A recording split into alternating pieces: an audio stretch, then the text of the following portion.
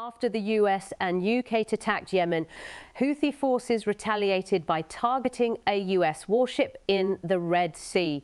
According to his claims, Houthi-launched anti-ship cruise missiles were successfully intercepted by US fighter jets near the coast of Hodeidah. This has heightened concerns about the escalation of conflict in the Middle East, with the risk of the Gaza war spreading to other regions. The US and the UK have confirmed that their attacks were targeted solely. The ongoing conflict could draw in Yemen, backed by Saudi Arabia and internationally recognized, especially if the US and UK's airstrikes become widespread. There is a concern about the possibility of the Yemeni government and the Houthis uniting. It's certainly a possibility, as the Houthis have been involved in talks for a potential permanent ceasefire with Saudi Arabia, which also includes discussions to end the war in Yemen. Yemen's President Rashad Mohammed Al-Alami is also in favor of peace in the country. However, the direct attacks by the US and the UK are seen as excessive and potentially damaging to the peace efforts in Yemen. Their common goal is to see an end to the war in Palestine.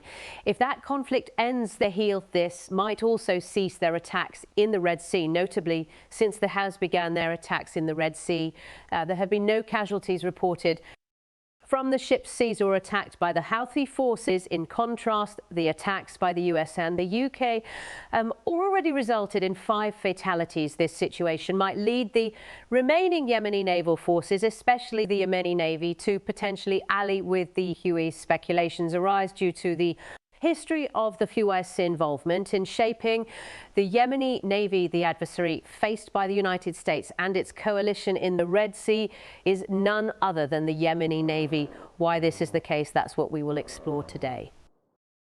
Discussing the history of the Yemeni Navy is indeed a complex narrative officially on paper. The Yemeni Navy is a part of the internationally recognized Yemeni Armed Forces. However, in reality, the Yemeni Navy has largely fallen under the control of the Houthi forces. Historically, the Yemeni Navy, established in 1990 during the unification of North Yemen and South Yemen, at that time the Navy of South Yemen, which wasn't internationally recognized, was merged into the Navy of North Yemen.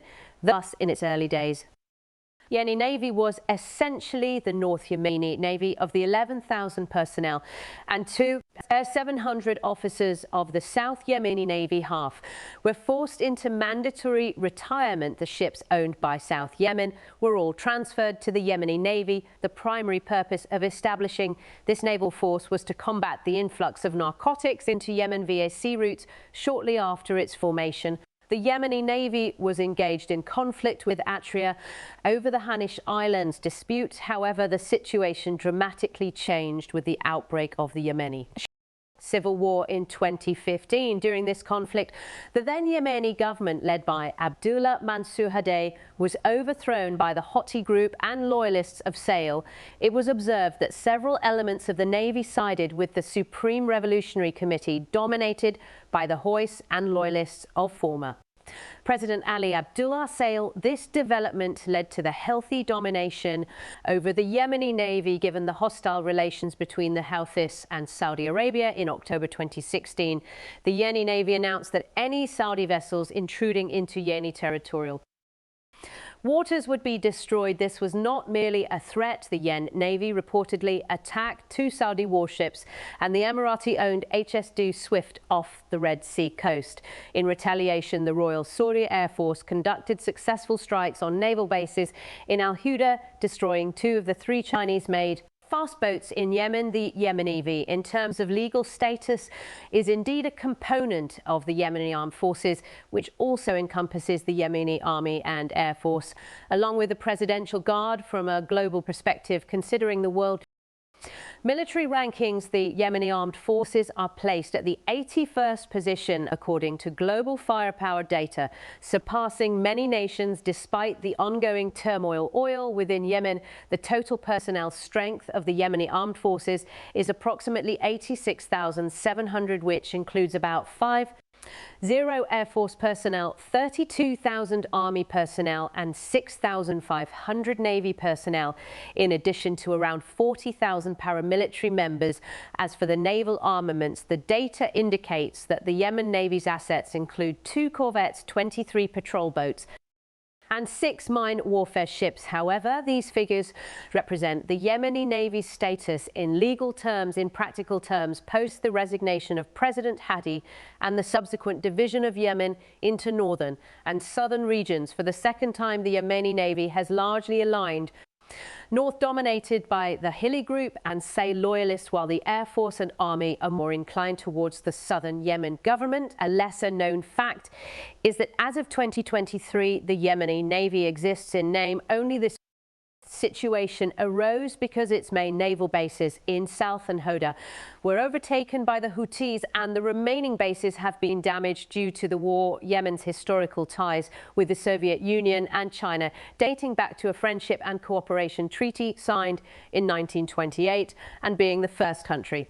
to recognize the Arab Republic of Yemen, heavily influenced its choice of armaments. Most of the Yemeni Navy's equipment was sourced from the Soviet Union and China. Both these nations have indirectly supported the Houthi group. Albeit not overtly, the corvettes used by the Yemeni Navy include the Soviet-made Toronto class and the Chinese-made Type 37 corvettes. Additionally, the Osei class missile boats are all also of Soviet origin. These were initially the assets of the Yemeni Navy, but following the Houthi takeover, they have effectively fallen under the control of the Houthi group. Indeed, the equipment of the Yemeni Navy, once under Houthi control, injured only briefly before most of it was destroyed in airstrikes during the Saudi intervention. Consequently, to reinforce the Houthi-dominated Yemeni Navy, this explains why the naval forces encountered by the United States in the Red Sea were essentially the Houthi-controlled Yon Navy. Iran has been the primary source of the Houthi Navy's equipment. Aside from some outdated Soviet and Chinese systems, Iran has supplied the latest A-class fast attack patrol boats, anti-ship missiles, rockets and drones to the Houthi forces. The current situation presents several challenges. A permanent ceasefire remains elusive, and the threat to global trade routes by the Hilli forces persist. In response, the Saudi Arabia-backed Yemeni government has begun to re-evaluate its symbolic naval formation, which consists of the Coast Guard and the 1st Marine Brigade into province. Given that Yemen, in practical terms, lacks a navy, it relies on its minimally combat-experienced Coast Guard and Marine Brigade.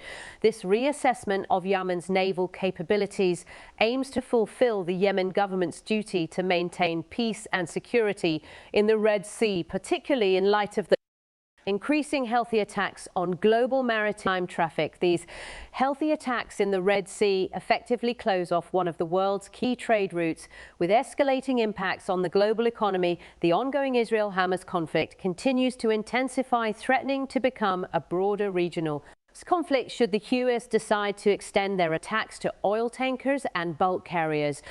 Bulk carriers transporting crucial raw materials like iron or grains and timber. The consequences for the global economy could be even more severe. The Yemeni government forces must actively prepare to embark on maritime security missions in regional waters to mitigate these threats and safeguard vital trade routes.